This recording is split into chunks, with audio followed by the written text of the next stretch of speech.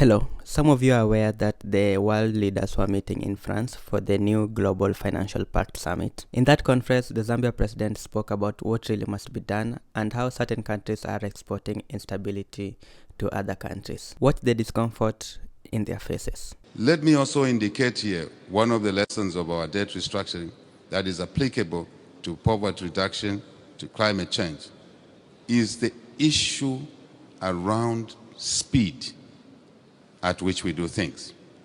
G20 framework, when we took office 21 months ago, this discussion was already in train.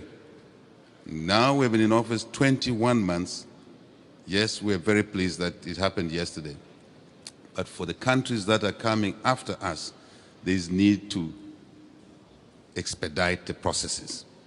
Just that, whether it's, if you like, energy transition, as Senegal is involved in that, we must just be conscious of time. Every day we don't deliver these things that are within our control, we are basically increasing the cost and the damage gets compounded. I think it's very important. The next lesson I want to suggest here, relevant to the subject on the table, is that German Chancellor's point yesterday at dinner, repeated today, is so important for us as a global community to mobilize resources, yes, but these resources must be invested to help grow the economies of the less developed countries. Very important, because by doing that, we are creating capacity in those economies to mitigate against climate change and obviously poverty reduction. So value addition, not just with the electric vehicle industry that is coming through, huge industry. It is important, President Macron, that we look at deliberately investing in extraction, critical minerals, for example, in value adding these minerals in country. Obviously, that will help the growth side of the GDP, create jobs, business opportunities for the transactional chain in there, if I may call it that. So I think this must be deliberate as well. Rather than generic discussions, we must dive deep into the envelope and begin to say, these are requirements, these are needs, these are minimums. And it will mutually benefit, as somebody said yesterday, not to polarize the conversation, the North and the South. It will definitely, if it's structured properly, benefit the North, the South. And that's not the debate we must be engaging in, but mutuality for greater good, for a safe world, for a world that we can pass on to the next generation in a responsible manner.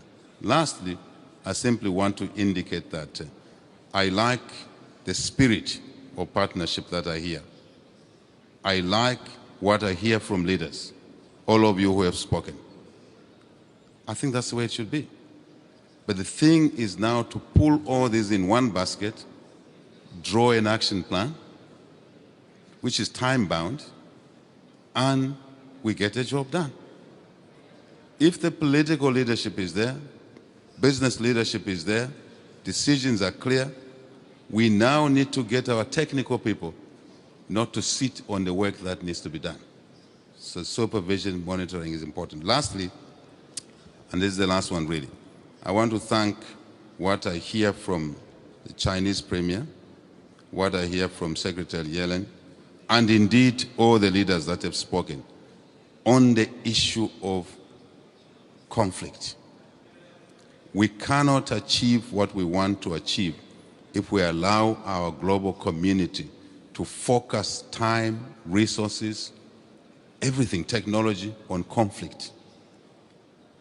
I think there's a duty for us all to keep our individual countries peaceful, out of conflict, and not export instability to other countries, neighboring or far away. As we now know, instability anywhere is instability everywhere.